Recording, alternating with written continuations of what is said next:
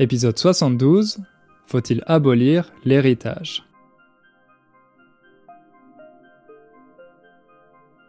Salut à toutes et à tous, c'est Hugo et je suis très content de vous retrouver. J'espère que vous allez bien, j'espère que la rentrée s'est bien passée pendant ce mois de septembre, que vous n'avez pas trop de travail, que vous réussissez à équilibrer votre vie professionnelle et votre vie privée. Pour moi, personnellement, c'est un peu compliqué parce que j'adore ce que je fais. J'adore créer ces contenus pour vous, le podcast, les vidéos, les cours. Et j'aime tellement ça que c'est difficile de me fixer des limites. Par exemple, j'ai tendance à travailler les week-ends. J'ai tendance à travailler dès que j'ai un moment de libre parce que j'adore ce que je fais. Je vois que ça marche, je vois que ça vous plaît. Donc j'ai envie de vous proposer toujours plus de contenu. Et malheureusement, au bout d'un moment, ça peut être assez négatif pour ma santé mentale. Donc voilà, maintenant j'essaye de me limiter un peu plus, j'essaye de profiter de mes week-ends. Et c'est pour ça que j'ai pas toujours le temps de faire de nouveaux épisodes ou de faire de nouvelles vidéos. Mais maintenant, j'essaye de revenir à un rythme plus régulier pour le podcast, au rythme habituel avec un nouvel épisode toutes les 2 semaines. Je fais ça parce que je sais que vous les attendez avec impatience grâce aux emails que vous m'envoyez, mais aussi parce que je me suis rendu compte, après la longue pause que j'ai faite cet été, je me suis rendu compte que j'étais un peu rouillé. Alors, on dit que quelque chose est rouillé, en général une machine par exemple, une machine qui est restée longtemps à l'extérieur, qui est restée longtemps dehors, et qui a été sous la pluie, par exemple, au bout d'un moment, cette machine commence à rouiller. Il y a une espèce de matière un peu jaune-orange qui apparaît sur la machine. Ça, c'est ce qu'on appelle de la rouille, et on dit que la machine est rouillée. Par analogie, on peut aussi dire qu'une personne est rouillée.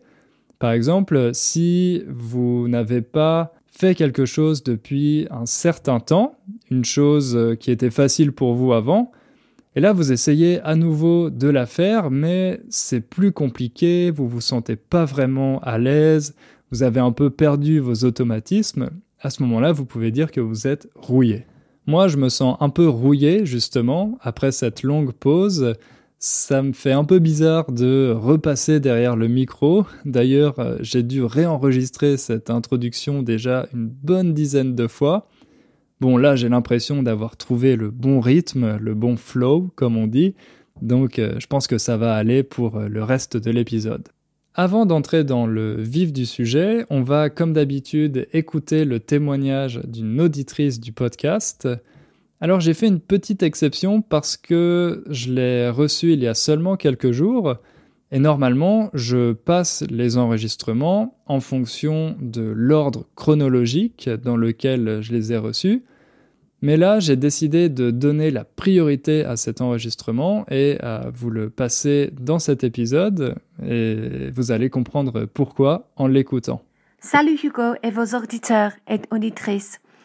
Je m'appelle Ruby et je suis anglaise. J'ai étudié le français au collège et lycée et à l'université à côté. Pendant l'université, je suis partie un semestre en échange Erasmus à Lausanne en Suisse. 4 ans ont passé et je manque de pratique. Pour composer ce message, je dépends beaucoup de super dictionnaires en ligne, Word Reference. Mais mon échange a été énormément précieux, pas seulement en matière de mon niveau de français. Et donc, je suis très enthousiasmée pour et jalouse de ma sœur cadette Lydia, qui vient de commencer un échange Erasmus d'une année entière en France, un semestre à Strasbourg et l'autre à Lyon. C'est Lydia qui m'a fait découvrir ce génial podcast. Elle a écouté et réécouté tous les épisodes. Et aujourd'hui, c'est son anniversaire de 21 ans. Alors, joyeux anniversaire Lydia. Je souhaite que je pourrais le dire en personne, mais j'ai pensé que ce serait le meilleur second choix. Et c'est très cool que tu passes ton anniversaire en France. Il faut que je te rende visite bientôt. Finalement, merci à vous, Hugo, de la part de Lydia et moi, pour votre podcast. Je trouve qu'il tape dans le mille en termes de niveau de la difficulté et du fond. Merci Ruby et bon anniversaire Lydia, j'espère que tu vas écouter cet épisode. Je trouve que c'est une idée géniale d'avoir fait passer ce message à travers le podcast. J'espère que ça va faire plaisir à Lydia. Ruby, je trouve que ton français est très bon et ça s'entend que tu as fait un échange à Lausanne, que tu as été en contact avec des francophones. D'ailleurs, tu as utilisé une expression que j'aime bien dans ton témoignage. Tu as utilisé l'expression « taper dans le mille ». Alors, pour celles et ceux qui ne la connaissent pas, taper dans le mille, ça veut dire deviner juste, avoir une intuition exacte au sujet de quelque chose. Par exemple, vous faites un cadeau à votre ami pour son anniversaire et c'est exactement la chose que votre ami voulait. Il ne vous l'avait pas dit, mais vous avez deviné que c'était le cadeau dont il avait très envie. Alors, quand vous lui offrez, votre ami vous dit « t'as tapé dans le mille ». Tu as tapé dans le mille. C'est une expression un peu familière, un peu informelle, mais vous pouvez l'utiliser sans aucun problème avec vos amis francophones.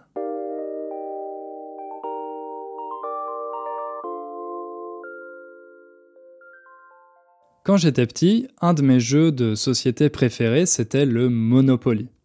Alors j'imagine que vous connaissez sûrement le Monopoly, c'est un des jeux de société les plus populaires du monde, mais si vous y avez jamais joué, je vais vous expliquer un peu en quoi il consiste. Au Monopoly, l'objectif c'est de devenir riche et pour ça, vous devez investir dans l'immobilier, autrement dit, vous devez construire des maisons et des hôtels. Et puis, quand les autres joueurs passent dans vos maisons ou vos hôtels, ils doivent vous payer et c'est comme ça que vous faites fortune. Vous faites fortune et les autres joueurs font faillite parce qu'ils doivent vous donner leur argent à chaque fois qu'ils arrivent dans une de vos propriétés. Ce qui est intéressant, c'est qu'au départ, chaque joueur commence avec la même somme d'argent. Ensuite, c'est un mélange de stratégie et de chance. Un mélange de stratégie parce que vous devez décider si vous allez acheter un terrain ou non, construire une maison ou non, quels sont les terrains les plus intéressants. Mais il y a aussi une grande part de chance parce que vous ne pouvez pas vous déplacer librement, vous vous déplacez en fonction des résultats que vous obtenez en jetant les dés. Un dé, vous avez compris, c'est un petit objet à 6 faces. Sur chaque face, il y a un numéro et en fonction du numéro que vous obtenez, vous allez avancer d'un certain nombre de cases. Donc pour gagner au Monopoly, il faut être un bon stratège, mais il faut aussi avoir de la chance. Alors, évidemment, quand on gagne, on pense que c'est parce qu'on est un génie de la finance, un vrai capitaliste, et au contraire, quand on perd, on se dit que c'est parce qu'on n'a pas de chance et qu'on tombe toujours sur les mauvaises cases. Moi, quand j'étais petit, je jouais souvent avec mon petit frère et mon père, et c'était toujours mon père qui gagnait. Alors, ça m'énervait, surtout que, en vieillissant, j'avais l'impression de devenir meilleur, d'avoir une meilleure stratégie, mais malgré ça, je continuais de perdre systématiquement quand je jouais contre mon père. Et mon frère, c'était la même chose, on n'arrivait jamais à battre mon père. Mais quelques années plus tard, j'ai compris la stratégie de mon père. En fait, il volait dans la banque.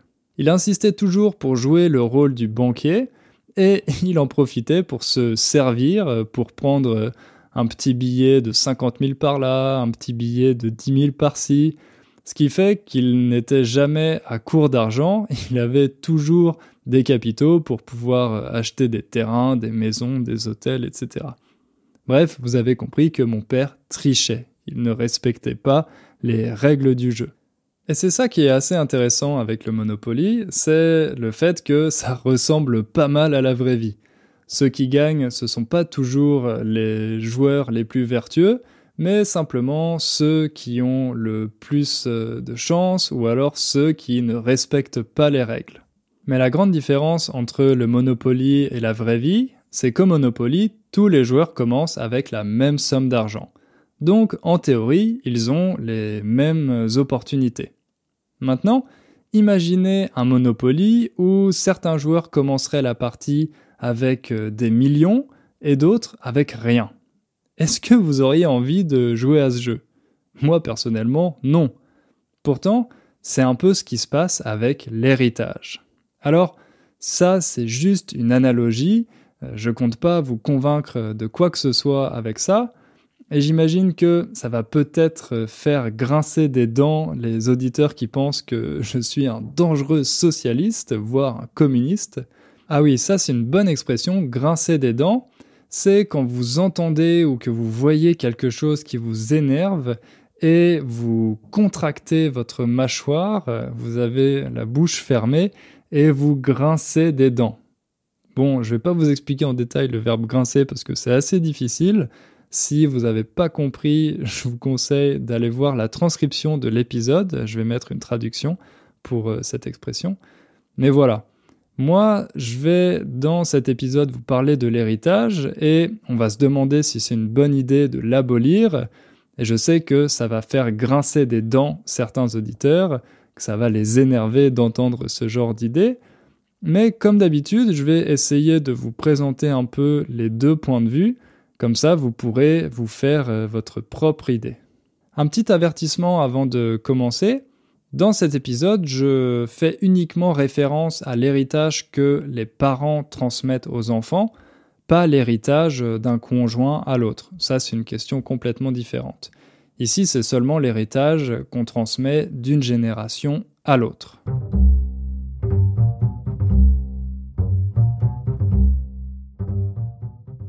On va commencer avec les arguments pour, les arguments en faveur de l'héritage. Déjà, il faut savoir qu'au cours de l'histoire, l'héritage a beaucoup contribué au développement des sociétés. En France, le droit à hériter est inscrit dans le Code civil de 1801. Depuis le début du XIXe siècle, on protège ce droit à hériter. Et c'est vrai qu'à l'époque de l'économie agricole, c'était un droit très important parce qu'il fallait continuer d'entretenir les terres agricoles d'une génération à l'autre. Si les parents arrêtaient d'entretenir les terres, ensuite c'était beaucoup plus difficile pour leurs enfants de cultiver quoi que ce soit. Et puis, ça a aussi permis l'établissement de grandes fortunes qui ont pu financer des explorations, construire des empires industriels qui ont permis de contribuer à l'innovation. Ça a aussi permis le mécénat artistique, la construction de monuments, et puis beaucoup de choses qui ont façonné le monde moderne. Ça n'aurait pas pu être possible sans l'héritage, sans la transmission et l'accumulation de fortunes d'une génération à l'autre. Et puis, ces grandes fortunes ont aussi été à l'origine du système monétaire et bancaire actuel. C'est d'ailleurs ce système qui a permis de dynamiser le monde de l'entreprise et le développement du capitalisme. Mais si les gens tiennent tellement à l'héritage, c'est pas vraiment pour ces questions historiques et économiques, mais plutôt à cause d'une dimension morale. La famille joue un rôle très important pour chacun d'entre nous et c'est bien normal pour des parents de vouloir continuer de protéger leurs enfants même après leur mort. Donc cet héritage, c'est un peu un symbole de l'amour qu'ont des parents pour leurs enfants. Et puis c'est quelque chose qui est vu comme un acte moral et vertueux. C'est vertueux de travailler toute sa vie, de faire des sacrifices pour pouvoir transmettre sa richesse à ses enfants. Et ça, c'est assez éloigné de la vision assez individualiste qu'on peut avoir quand on pense à ces grandes familles qui transmettent leur richesse à leurs enfants sans contribuer au bien-être général de la société. Et puis, le patrimoine, autrement dit, toutes les choses qu'on possède, ce patrimoine a aussi une valeur sentimentale. Par exemple, la maison dans laquelle les enfants ont grandi, ou alors des objets qui sont dans la famille depuis plusieurs générations, des œuvres d'art. Toutes ces choses, bien sûr, ont une valeur monétaire, mais elles ont aussi une grande valeur sentimentale. D'ailleurs, parfois, cette valeur sentimentale est plus importante aux yeux des héritiers que la valeur monétaire. Et puis, quand on a travaillé dur toute sa vie, qu'on a fait des sacrifices, c'est légitime de ne pas vouloir que l'État s'accapare le fruit de notre travail pour le redistribuer à des inconnus. On préférerait que le fruit de notre travail aille directement aux membres de notre famille, à nos enfants, et que ce soit eux qui puissent en profiter. Certains économistes pensent aussi que si on supprimait l'héritage, ça encouragerait l'oisiveté. L'oisiveté, c'est quand on décide de ne pas travailler, de profiter de son temps libre et globalement de ne rien faire.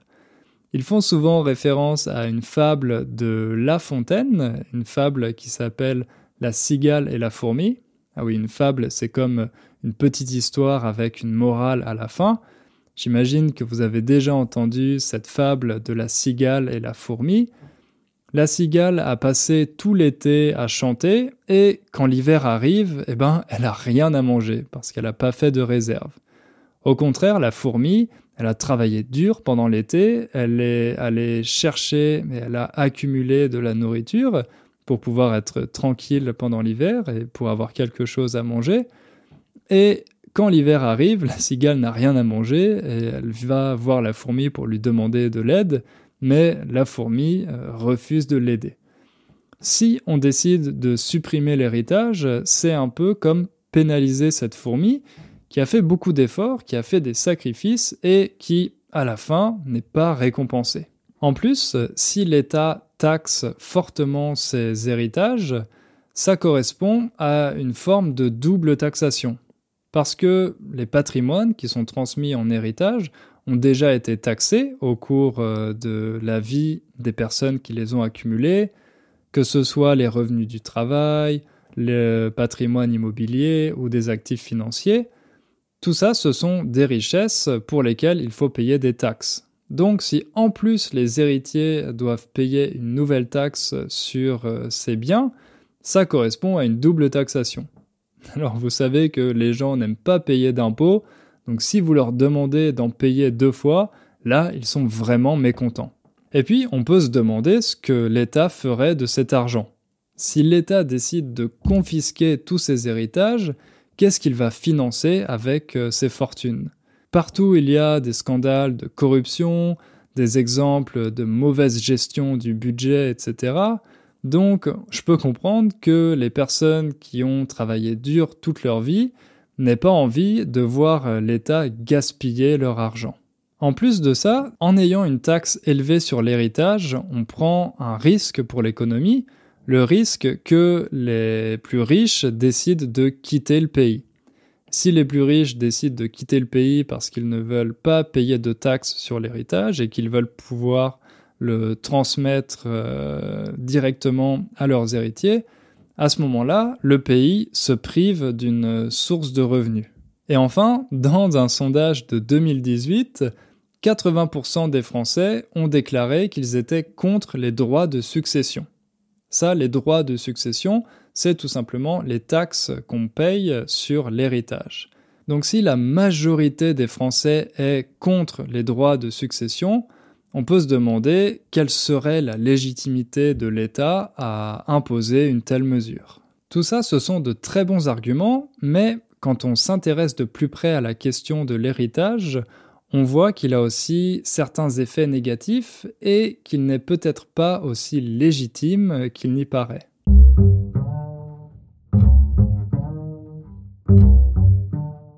Déjà, la situation aujourd'hui n'est évidemment plus la même qu'au XIXe siècle. D'autres structures existent et le capitalisme ne repose plus vraiment sur ces grandes fortunes familiales. Par exemple, si on prend le classement des personnes les plus riches du monde, on trouve à sa tête Jeff Bezos. Jeff Bezos, c'est le patron d'Amazon et c'est quelqu'un qui a construit sa fortune lui-même. Il ne l'a pas héritée. C'est la même chose pour Bill Gates et Warren Buffett. Eux, ils venaient de familles aisées, ils ont grandi avec des bonnes conditions économiques, mais ils ont quand même construit leur fortune monumentale grâce à leur travail et pas grâce à un héritage. Ensuite, à cause du vieillissement de la population, les parents meurent quand on a en moyenne 60 ans, et à 60 ans, on n'a plus les mêmes besoins. On n'a pas vraiment besoin d'argent, en général on a déjà une bonne situation, donc quand on reçoit un héritage à cet âge-là, on a plutôt tendance à garder l'argent, à le mettre de côté ou à le dépenser pour faire des voyages, mais on ne va pas l'injecter dans l'économie du pays en investissant, en créant des entreprises, etc.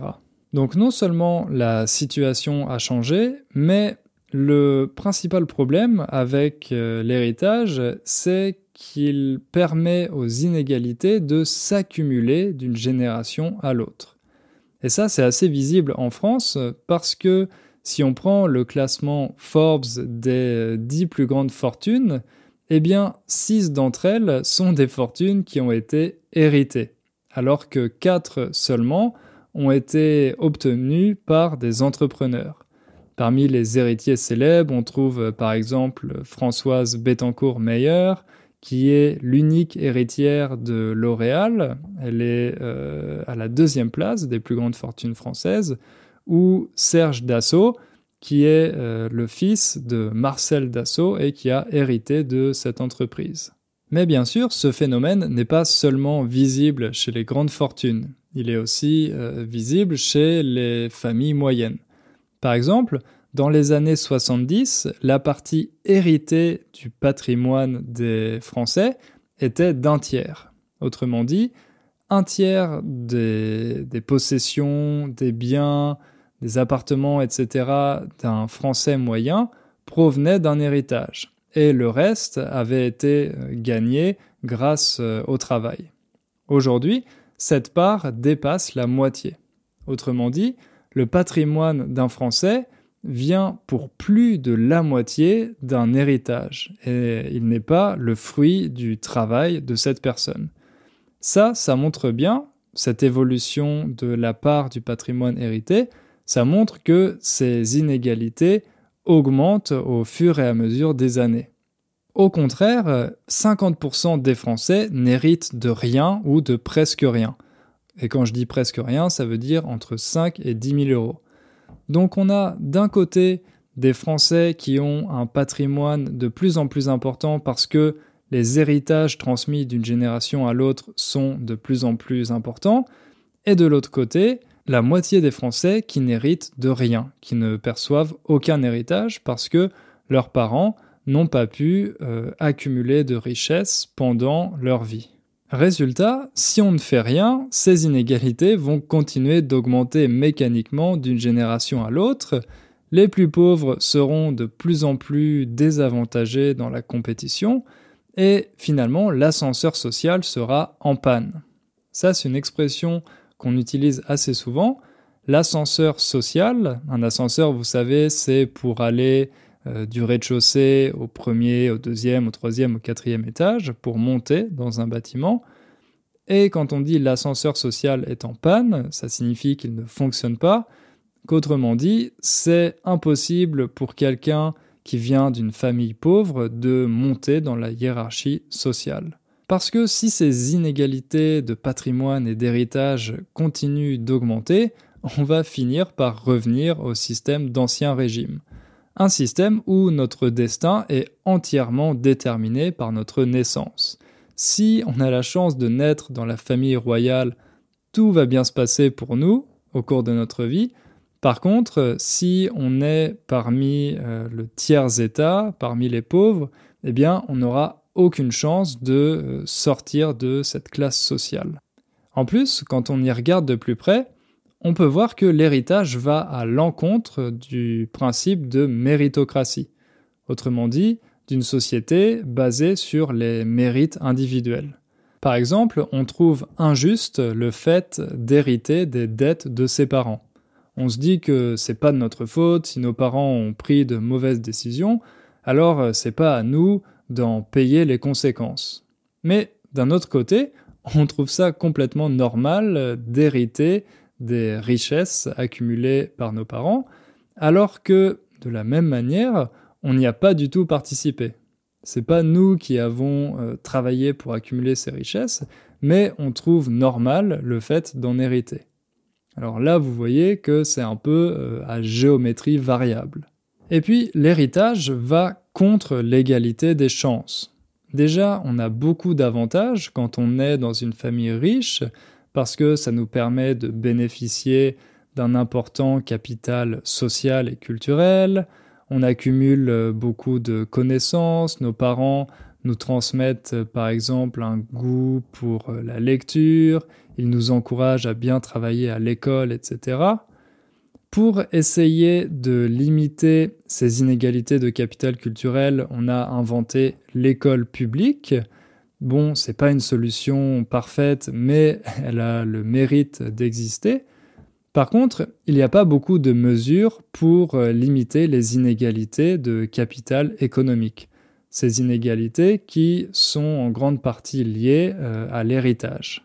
C'est notamment pour ça que le milliardaire Warren Buffett a décidé de ne pas léguer l'intégralité de sa fortune à ses enfants. Il va leur en léguer seulement une petite partie parce qu'il a envie que ses enfants fassent des efforts, qu'ils travaillent pour devenir riches, en tout cas s'ils veulent devenir riches. Et il a une analogie assez intéressante. Il dit « On ne va pas envoyer aux Jeux Olympiques les enfants de ceux qui ont gagné la précédente édition des Jeux Olympiques. » Autrement dit, c'est pas parce que nos parents ont réussi des exploits que nous, on va réussir à faire la même chose et qu'on devrait être récompensé de la même manière.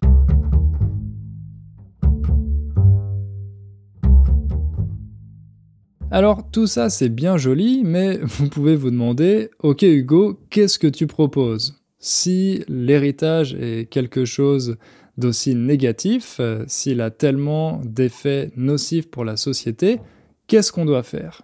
Eh ben, on a de la chance parce qu'aujourd'hui, il existe de nombreuses propositions pour essayer de résoudre ce problème. Il y a par exemple un économiste français très célèbre et très renommé qui s'appelle Thomas Piketty, qui propose de taxer très fortement les successions pour permettre de créer un héritage pour tous. Autrement dit, on collecterait l'argent de l'héritage au niveau national et ensuite on pourrait le redistribuer. Dans la pratique, Piketty propose que l'État verse 120 000 € à chaque Français à ses 25 ans. Comme ça, avec ce capital, les personnes pourraient décider soit d'acheter un appartement, de financer des études plus longues ou alors de créer une entreprise. En fait, chacun aurait le même héritage et pourrait décider d'en disposer de la façon qu'il le souhaite. Ça, évidemment, ce serait une petite révolution, c'est un véritable choix de société. On choisirait de redistribuer les richesses d'une génération à l'autre, autrement dit, de commencer une nouvelle partie de Monopoly. Avec une telle mesure, la réussite dépendrait davantage du mérite personnel, autrement dit du talent des joueurs, que simplement du fait d'être né dans la bonne famille. Et puis, les études psychologiques montrent qu'on est moins jaloux de la réussite individuelle d'une personne que des inégalités de situation. C'est plus facile de respecter quelqu'un qui a réussi grâce à ses efforts, à son travail, à ses mérites, que quelqu'un qui a réussi simplement parce qu'il a hérité de la richesse de ses parents. Et même avec ce type de mesure, il sera toujours possible d'amasser des richesses, de devenir riche, mais ça se fera seulement sur une génération. Donc ça sera quelque chose d'un peu plus rare et les richesses récompenseront véritablement des personnes exceptionnelles ou alors des personnes très chanceuses qui auront gagné à la loterie. Dans ce scénario, les parents auraient toujours la possibilité de transmettre un capital à leurs enfants, mais ça ne serait pas un capital économique, Ça serait un capital culturel. Et ça, c'est assez intéressant parce que pour transmettre ce capital, les parents devraient passer beaucoup de temps avec leurs enfants et leur donner une véritable éducation, alors que pour transmettre un capital économique, il faut souvent passer énormément de temps à travailler, et ça coupe un peu les liens entre les parents et les enfants. Donc encore une fois, ça serait un changement assez radical dans le modèle de transmission de capital. Bien sûr, un tel changement, adopter une telle mesure comme la taxation à 100% de l'héritage, c'est pas quelque chose qu'on peut mettre en place du jour au lendemain. Ça implique un véritable changement de mentalité à l'échelle de la société, et si on voulait le mettre en place, ça demanderait sûrement de le faire sur plusieurs générations.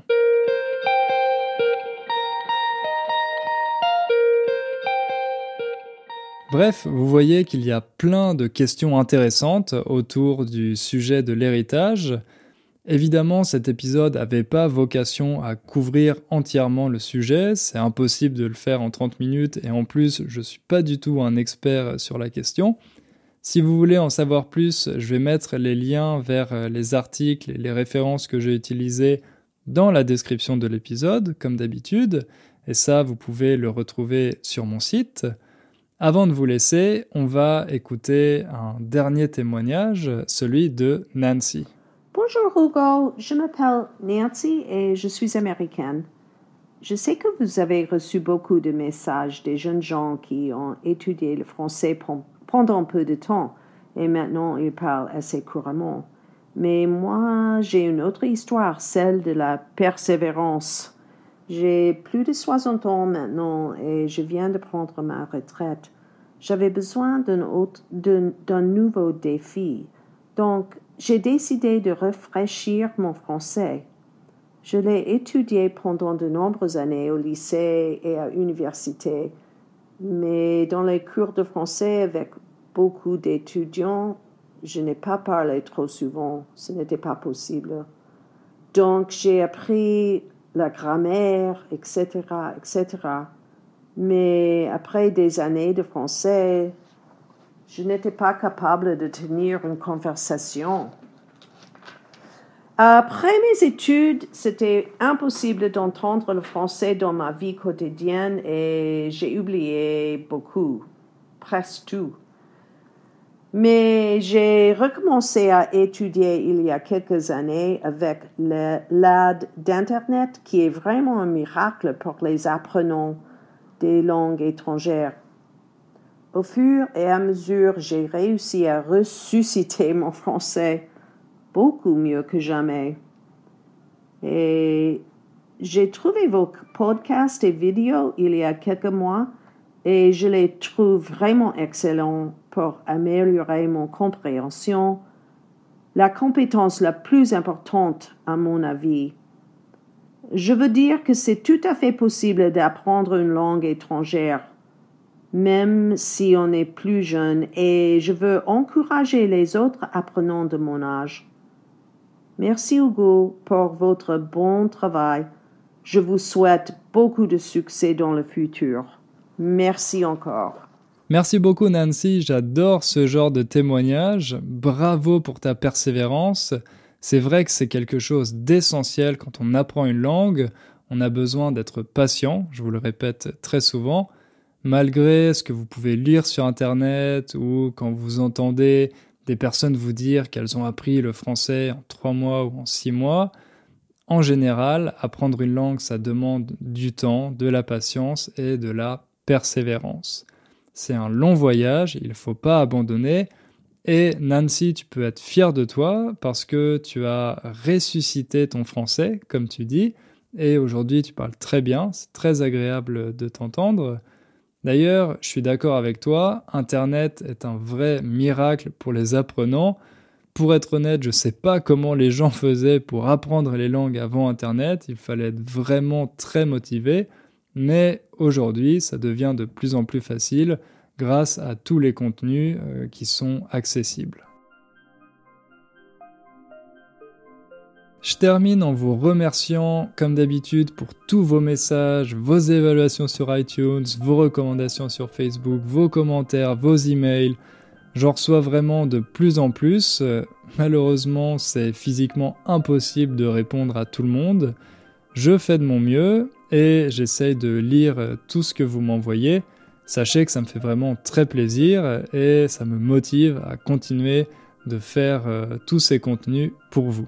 Un grand merci et on se retrouve dans 2 semaines pour un nouvel épisode. À bientôt, ciao!